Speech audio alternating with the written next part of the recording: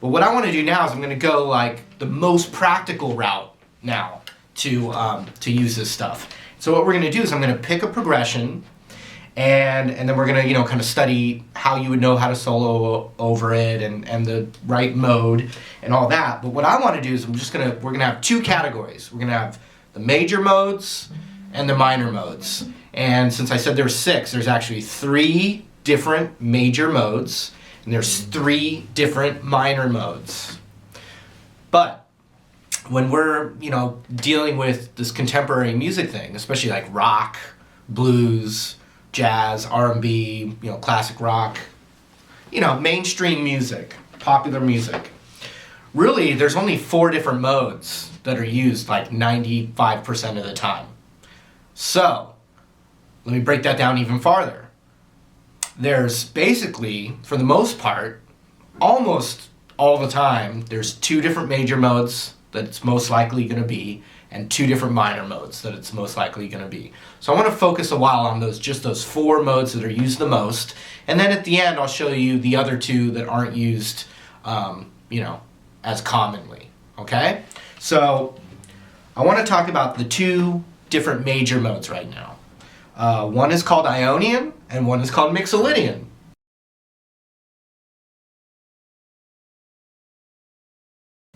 Let me explain the difference between those, and then I'm going to show you some stuff.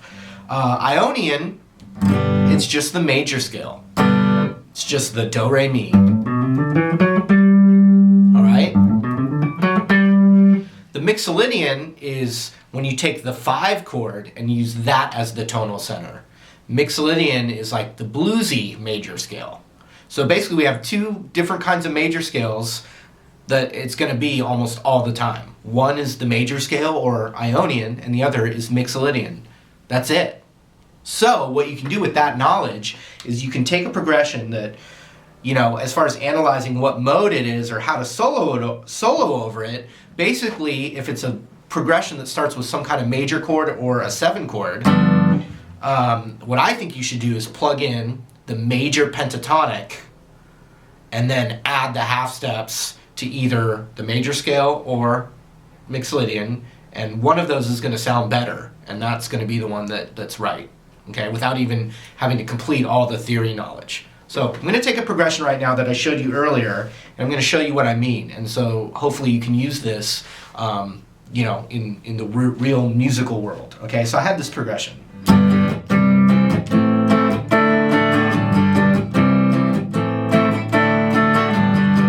G, C, A minor, D. We studied that earlier, and we realized that it was the 1 chord of G major, the 4 chord, the 2 chord, and the 5 chord.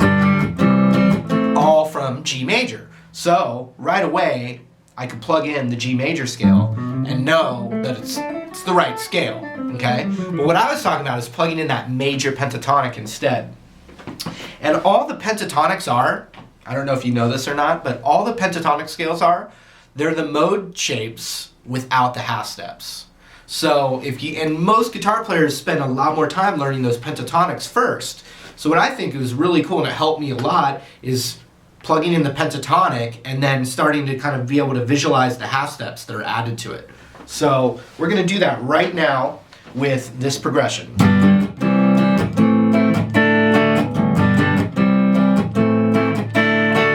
So let's zoom in. I'm going to show you what I'm talking about. Okay, so let's say I'm a guitar player and I'm either I'm practicing or I'm just trying to get better at my my soloing. And so here's what I would do. I would look at the progression. And let's say I'm 2. My knowledge of the theory that we covered, it's just I don't know it that well yet. So I'm not going to, get the brain freeze and get, scared. I'm just going to look at the progression. Look at the first chord, is G.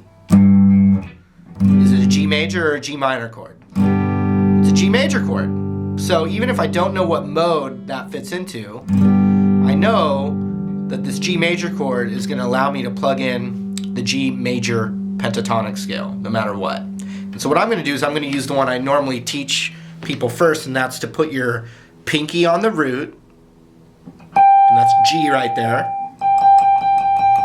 on the 15th fret, and then play that pentatonic, main pentatonic shape.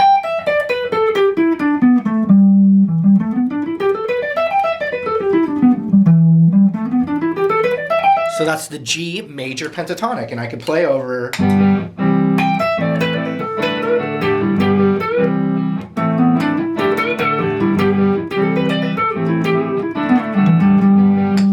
And so in some of my other DVD sets, there would be the, you know, if you knew this, then hopefully at this point you could play all the connecting shapes. You know what I mean? And if you can't, you know, you still got to work on that. And we also have these extensions, the extended scale of it.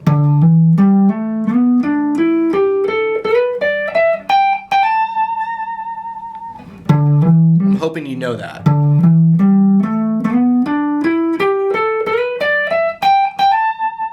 So all we have to do from there is just kind of visualize some of the proper half steps, and it becomes the major scale. So watch, if I take this major pentatonic, I turn it into this shape that hopefully you've started to work on. We could call it you know, as far as just the name of the shape, it could be called E Aeolian, which is the relative minor of G major. I'm just saying that for the shape, which looks like this. One of those, one of those, one of those, shift it back, one of those, and but that pentatonic's underneath that. So if I took the half steps out of that, it looks like the pentatonic.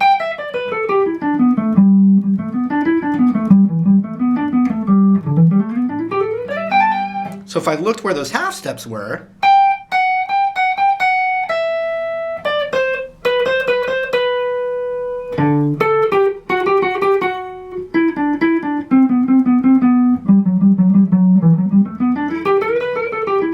so knowing my pentatonic stuff really well is what I would kind of plug in first, and then just start to experiment with adding those half steps.